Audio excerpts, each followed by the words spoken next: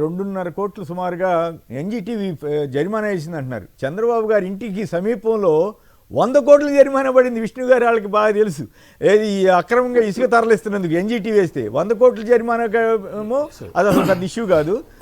ఇంత పెద్ద స్కీము రాయలసీమ మొత్తంకి నెల్లూరు ప్రకాశంకి ఉపయోగపడే స్కీమ్ విషయంలో 2 కోట్ల జరిమానా వేసిందంటే వీళ్ళేమో ఆపేశారంటారు. రేవంత్ రెడ్డి గారు చెప్పగానే వీళ్ళు ఆపేశారంట.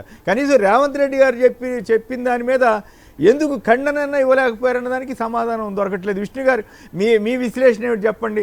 నిజంగా బాబ్రీ అప్పుడు మీకు కూడా తెలుసు కదా, మీరు కూడా ఎమ్మెల్యేగానే ఉన్నట్టు గుర్తు. ఆ పరిస్థితి ఆ రోజున ఉన్న పరిస్థితి అట్లాగే ఇప్పుడు ఈ రాయలసీమకి పెద్ద ఇదేమో స్కీమా అంటాం. 2 టీఎంసీలే గొప్ప, 22 టీఎంసీలు గొప్ప. నిజానికి 22 టీఎంసీలు అనేది ఊరికే సాకు చూపిస్తున్నారు. అంత చాలా 100 టీఎంసీలకైనా జగన్ గారు ప్లాన్ చేసి ఉండొచ్చు, అది వేరే విషయం. సో దీని మీద మీరేమంటారు సార్? ఇప్పుడు రాజకీయ ప్రయోజనాలు, వ్యక్తిగత ప్రయోజనాలే ముఖ్యం తెలుగుదేశానికి కానీ చంద్రబాబు నాయుడు గారికి కానీ. రాయలసీమకు సంబంధించి ప్రజల యొక్క విస్తృతమైనటువంటి, రైతుల యొక్క విస్తృతమైనటువంటి ప్రయోజనాలని ఆనాడు రాజశేఖర రెడ్డి గారు కానీ, ఈనాడు జగన్మోహన్ రెడ్డి గారు కానీ దృష్టిలో పెట్టుకుని చేయడం జరిగింది. సరే, మీరు బాబ్లీ రాయలసీమ ఎత్తిపోతల పథకాన్ని 2 బేరీ చేసుకుంటున్నారు. మీరు బాబ్లీకి సంబంధించి ఆ రోజు నిజామాబాద్ లో ఎన్నికలు జరుగుతుంటే ఆ రాజకీయ ప్రయోజనం కోసం చంద్రబాబు నాయుడు గారు, అలాగే అక్కడ కొంతమంది తెలంగాణలో ఉన్నటువంటి కొంతమంది ఈ రోజు అధికారంలో ఉన్నటువంటి వాళ్ళు ఆ రోజు ఒక ఆలోచన చేశారు. మనం బాబ్లీ దగ్గర ధర్నా చేస్తే రాజకీయ ప్రయోజనం వస్తుంది, తెలంగాణలో మనం ప్రజల కోసం పనిచేసినట్టుగా వస్తుందని ఆగమేఘాల మీద బాబ్లీ దగ్గరికి వెళ్లారు. బాబ్లీ ప్రాజెక్టు దగ్గర అక్కడికి వెళ్లటంతోనే మహారాష్ట్ర పోలీసులు దారి కాచి బోర్డర్ లో అడ్డుకున్నారు. అడ్డుకుంటే అక్కడి నుంచి కొంతమంది పారిపోయారు. ఆ రోజు పత్రికల్లో కూడా వచ్చింది. ఆ పారిపోయినటువంటి వాళ్ళు ఎవరో నేను చెప్పక్కర్లేదు, మీకు కొంచెం రికలెక్ట్ చేసుకుంటే మీకు అర్థమవుతుంది. బాబ్రీ ప్రాజెక్ట్ నుంచి అలాగే పోలీసులు వాళ్ళు ఆపితే రోసి గారు శాసనసభలో చెప్పారనమాట, ఈ చంద్రబాబుకి వెళ్లేంత వరకు హడావుడే, వచ్చేంత వరకు హడావుడే. ఆ పోలీస్ స్టేషన్ దగ్గర నుంచి 100 ఫోన్లు చేయించారు నాకు. అక్కడి నుంచి ప్రత్యేక విమానం పెట్టి నేను హైదరాబాద్ తీసుకొచ్చాను. రాష్ట్ర ప్రభుత్వం డబ్బులు ఎంత ఖర్చు అయినాయో తెలుసా? అసలు ఈ ధర్నా దేనికి చేశారు, ఎవరి కోసం చేశారు, ఎందుకోసం చేశారు అని చెప్పని శాసనసభలోనే రోసి గారు మాట్లాడారు. అది వీళ్ళ యొక్క చిత్తశుద్ధి అనమాట. అంటే ఇప్పుడు అట్లాగే ఈ రోజు ప్రస్తావన విష్ణు గారు ఈ ప్రస్తావన ఎందుకు తీసుకురావాల్సి వస్తుందంటే 2 టీఎంసీల బాబ్లీ ప్రాజెక్టు కోసమేమో మహారాష్ట్ర మీద పోరాటానికి వెళ్ళారు. ఇప్పుడేమో ఇక్కడ అసలు ఈ స్కీమ్ ఏం ఉపయోగం అన్నట్టుగా ఇప్పుడు మాట్లాడుతున్నారు. ఇంకోవైపు ఏమో రాజకీయాలు వద్దు, నదీ జలాలు ఇచ్చిపుచ్చుకునే ధోరణి ఉండాలి, భావోద్వేగాలతో ఆటలు సరికాదని చంద్రబాబు హితవు చెప్పారంట. ఏది తెలంగాణ సీఎంకి చెప్పారంట. ఆయన చెప్పలే, వీళ్ళు రాసుకున్న రెడ్డింగ్ పెట్టుకున్నారు ఎల్లో మీడియా వాళ్ళు. సరే, డైరెక్ట్గా చెప్పుండొచ్చు కదా నిజంగా. మరి అటువంటిప్పుడు అయితే మరి మహారాష్ట్రకి ఎందుకు వెళ్ళారు, మళ్ళీ ఫిర్యాదులు ఎందుకు చేశారు తెలంగాణ ప్రాజెక్టుల మీదని వీళ్ళు అడుగుతున్నారు. సో ఇదంతా అన్ని గందరగోళం చేయటంలో చంద్రబాబు గారు సిద్ధహస్తులు అనుకోవాలా సార్? ఇప్పుడు కన్ఫ్యూజన్ చేస్తారు. ఒక స్టేట్మెంట్ ఉంది చూడండి, ఏం చెప్పాలో అర్థం కాకపోతే ప్రజల్ని కన్ఫ్యూజ్ చేయాలి అని చెప్పని అంటారు చూసారా? అది ఇప్పుడు ఆంధ్రప్రదేశ్ లో జరుగుతూ ఉంది. ఎందుకునంటే అసలు మనకి వాళ్ళ చర్చ జరుగుతుంది ఏంటి? తెలంగాణ ముఖ్యమంత్రి శాసనసభలో మాట్లాడినటువంటి మాట ఏంటి? చంద్రబాబు నాయుడు గారికి నేను చెప్తే అక్కడ ఉన్నటువంటి రాయలసీమ లిఫ్ట్ ఇరిగేషన్ ప్రాజెక్టుని ఆపుదల చేశారు, కావాలంటే మీరు నిజ నిర్ధారణ కమిటీ వేసుకుని వెళ్లి చూసుకోండి అని చెప్పారు. దానికి స్ట్రైట్ అవే ఆంధ్రప్రదేశ్ ప్రభుత్వం కానీ, మంత్రులు కానీ, అధికారులు కానీ, ముఖ్యమంత్రి కానీ దానికి సమాధానం చెప్పాల్సినటువంటి అవసరం ఉంది కదా. అది లేకుండా పోలవరం ప్రాజెక్టు టూర్ పెట్టుకున్నారు. గోదావరి నది గురించి మాట్లాడతారు. అసలు మనకు జరిగిందేంటి, మాట్లాడాల్సిందేంటి? రాయలసీమకి నీళ్లు ఎట్నుంచి వస్తాయి, కృష్ణా మీద కట్టినటువంటి ప్రాజెక్టుని ఎందుకు ఆపారు, గ్రీన్ ట్రిబ్యునల్ కి ఎందుకు కంప్లైంట్ చేయించారు, ఎవరు కంప్లైంట్ చేశారు, కంప్లైంట్ చేసినటువంటి వ్యక్తి ఎవరు తాలూకా, ఈ విషయాలన్నీ మాట్లాడకుండా డైవర్షన్ అనమాట. డైవర్షన్ చేసి 2 రాష్ట్రాలు కలిసి ఉండాలి అని అంటారు. కలిసి ఉండటం ఏంటి? మీ మీద, చంద్రబాబు గారి మీద పక్కనున్నటువంటి రాష్ట్ర ముఖ్యమంత్రి స్ట్రైట్ అవే పెద్ద ఆరోపణ చేశారు. నేను చెబితేనే ఆయన అక్కడ ప్రాజెక్టు పనులు నిలుపుదల చేశారు అని చెప్పని అంటున్నారు. అందుకనే వైఎస్ఆర్ కాంగ్రెస్ పార్టీ మీ రాయలసీమ ద్రోహి తెలుగుదేశం, రాయలసీమ ద్రోహి చంద్రబాబు నాయుడు గారు అని చెప్పని చెప్తా ఉన్నాం. ఆ మాట వాస్తవం కదా. దాన్ని తెలుగు వాళ్ళందరూ కలిసి ఉండాలి, గోదావరి నది మీద వాళ్ళు కడుతుంటే నేను ఊరుకున్నాను, కట్టుకోమని చెప్పాను, శుభాకాంక్షలు చెప్పానంటే గోదావరి నది గురించి ఎవరు మాట్లాడారు?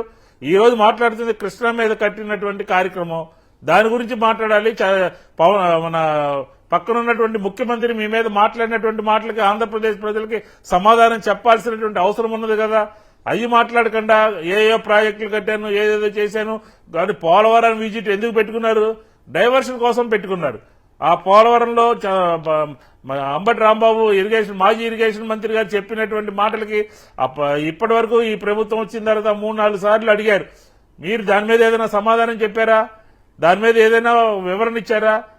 అదేమీ లేకుండా ప్రజల్ని తప్పుదారి పట్టిస్తూ ప్రజల్ని మభ్యపెడుతూ జగన్మోహన్ రెడ్డి గారు 5 సంవత్సరాల్లో విప్లవాత్మకమైనటువంటి నిర్ణయాలు తీసుకున్నారు.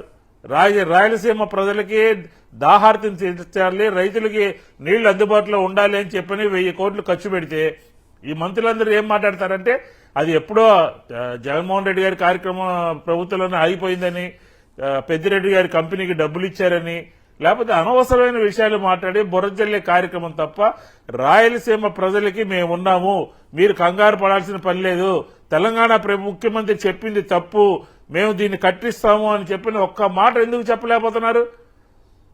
అంటే ఎందుకు భయపడుతున్నారంటారు? ఎందుకు? చంద్రబాబు రేవంత్ రెడ్డి నాయుడు గారు అంటే నిజానికి రేవంత్ రెడ్డి ఈయన ఏం చెప్తే అంతే రేవంత్ రెడ్డి గారు అనేది జనరల్ టాక్ కదా. ఇప్పుడు సడన్ గా రేవంత్ రెడ్డి అంత పవర్ఫుల్ అయిపోయాడేంటి? పవర్ఫుల్ గా సార్, మొదటి నుంచి కూడా ఒక వీక్నెస్ ఉంది చంద్రబాబు నాయుడు గారికి. ఏంటంటే రేవంత్ రెడ్డి ఏది చెప్తే అది చేస్తారు. ఓటు నోటు కేసులో 50 లక్షలు తీసుకెళ్లి అడ్డంగా దొరికిపోయారు. బాబ్లీ కూడా ఆ రోజు కూడా తీసుకెళ్లింది ఎవరో కూడా నేను మరి వివరంగా చెప్తే బాగోదు. ఆ రోజు బాబ్లీ కూడా రెచ్చగొట్టి తీసుకెళ్లి మధ్యలో వచ్చేసింది ఎవరో చెప్తే నేను బాగోదు. అదే రేవంత్ రెడ్డి గారు పారిపోయి వచ్చాడు కదా. రేవంత్ రెడ్డి గారు ఫస్ట్ పారిపోయినట్టు ఆ రోజు పత్రికల్లో వచ్చింది. ఆయన వచ్చేసాడా? దయాకర్ రావు గారు వాళ్ళంతా అక్కడే ఉన్నట్టున్నారు కదా అప్పుడు. నాకు గుర్తులేదు. రేవంత్ రెడ్డి గారు వచ్చేసారా? ఓకే. అప్పుడు చాలా కాలం అయింది, ఇది 10 సంవత్సరాలు 2011. కాబట్టి ఇదంతా ఏంటంటే ఆయనకు సంబంధించినటువంటి ఇదంతా ఏంటంటే ఒక వీక్నెస్ ఉంది. ఓటు నోటు కేసు గానీ, బాబ్లీలో గానీ, లేకపోతే ఇప్పుడు రాయలసీమ ఎత్తిపోతలు, ఇదేంటనేది ఆంధ్ర రాష్ట్ర ప్రజలకు తెలుసుకోవాలి. ఆ ముఖ్యమంత్రికి ఈ ముఖ్యమంత్రి గారు ఎందుకు లొంగిపోయాడు, ఆ ముఖ్యమంత్రి గారికి ఈ ముఖ్యమంత్రి గారు చెప్పు చేతల్లో ఎందుకున్నాడు, ఆ విషయాలు చెప్పకుండా తెలుగు ప్రజలందరూ కలిసి ఉండాలి, తెలుగు ప్రజలందరూ ఐక్యంగా ఉండాలి, 2 రాష్ట్రాలు సుఖంగా ఉండాలి అంటే రాయలసీమకి ద్రోహం జరుగుతూ ఉంటే రాయలసీమ యొక్క ప్రాజెక్టుని ఆపేస్తే దీనికి సమాధానం చెప్పకుండా, రాయలసీమ ప్రజలకు సమాధానం చెప్పకుండా మిగతా విషయాలు డైవర్షన్ పాలిటిక్స్ మాట్లాడితే ఎట్లాగా?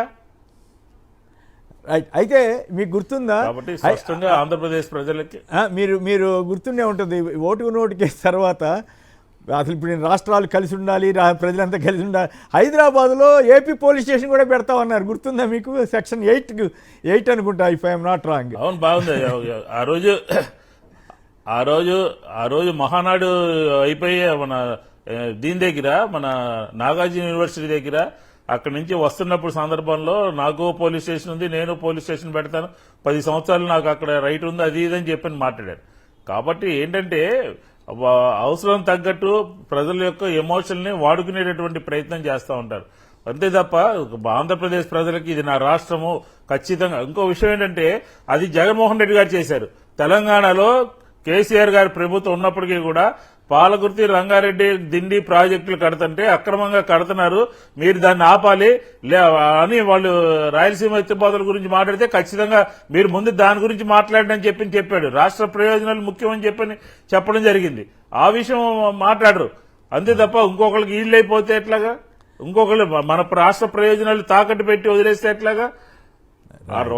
యావత్ రాయలసీమ, నెల్లూరు, ప్రకాశం జిల్లాలు నీటి ఎద్దడికి ఇబ్బంది పడతా ఉంటే మీరేం మాట్లాడకుండా మా వయసు ప్రతిపక్షం ప్రజల పక్షాన్ని మాట్లాడుతూ ఉంటే దీన్ని ఆపేటి గొంతు నొక్కేటటువంటి ప్రయత్నం చేస్తే ఏ రకంగా మాట్లాడాలి? రైట్. ఒక పక్కేమో ప్రాజెక్టులు అందరూ కలిసి ఉండాలంటారు, ఇంకో పక్కేమో ఫిర్యాదు చేసామంటారు. ఏంటో గందరగోళం చేయటంలో ఆంధ్రప్రదేశ్ ప్రభుత్వాన్ని మించింది, చంద్రబాబు గారి ప్రభుత్వాన్ని మించింది ఇంకోటి ఉండదేమో.